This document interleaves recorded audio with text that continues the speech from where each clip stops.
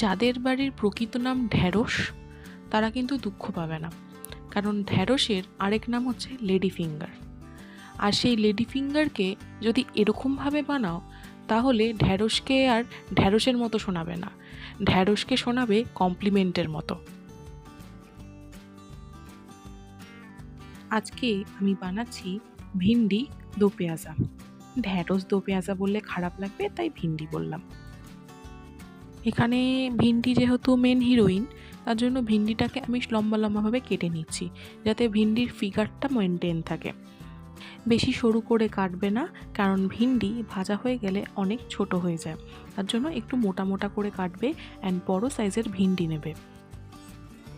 এরপর আর কি, তেল গরম করো, সর্ষের তেল বা সাদা তেল যে কোনো তেল চলবে। ভিন্ডিগুলোকে কন্টিনিউয়াসলি হাই ফ্লেমে কিন্তু ভাজতে হবে, লো ফ্লেম করলে ভিন্ডি কিন্তু লেতিয়ে যাবে।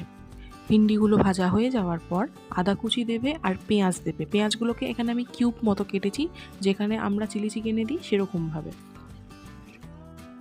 এখানে লক্ষ্য করো আমি কিন্তু পেঁয়াজ দুবার দিয়েছি, প্রথমে একটু ভেজে যাওয়ার পর আর একটু পেঁয়াজ দিয়েছি, এটাতে ক্রাঞ্চি ভাবটা থাকে, কিছুটা ক্রাঞ্চি থাকবে, কিছুটা একটু রান্না করার মতো থাকবে, খেতে কিন্তু দারুণ লাগবে। এরপর আমি দই দিয়ে দেবো, ছোটো চামচের ধনে জিরে হলুদ আর লঙ্কা দিয়ে দেবে, একদম বেসিক মশলা, অন্য কোনো মশলা দেওয়ার দরকার নেই। কাসুরি মেথি ইজ মাস্ট, যদি ধাবা স্টাইলের ফিনিশ পেতে চাও তাহলে কাসুরি মেথি কিন্তু দিতে হবে। নুন মিষ্টি এবার কিন্তু দিতে হবে। যতক্ষণ না স্পাইসের স্মেলটা চলে যাচ্ছে না ততক্ষণ একটু কষাতে থাকো। এরপর ভিন্ডিগুলো দিয়ে দিতে হবে। এইবার নিজের মনের মতো ফোন ঘাঁটতে ঘাঁটতে অথবা গান শুনতে শুনতে ভালো করে ভিন্ডিগুলোকে কুক করো। At the last but not the least, my favourite ingredient green chilli, আরে কাঁচা লঙ্কা, বাঙালির পাতি। কাঁচা লঙ্কা না দিলে কোনো রান্নার স্বাদ কিন্তু আসে না আমার তো মতে। ব্যাস তৈরি আমাদের ভিন্ডি দো পেঁয়াজা।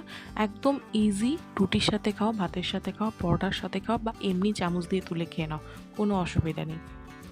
আর হ্যাঁ, ভিন্ডি খেতে খেতে ছোট্ট করে সাবস্ক্রাইব, লাইক আর কমেন্ট কিন্তু করতে একদম ভুলো না।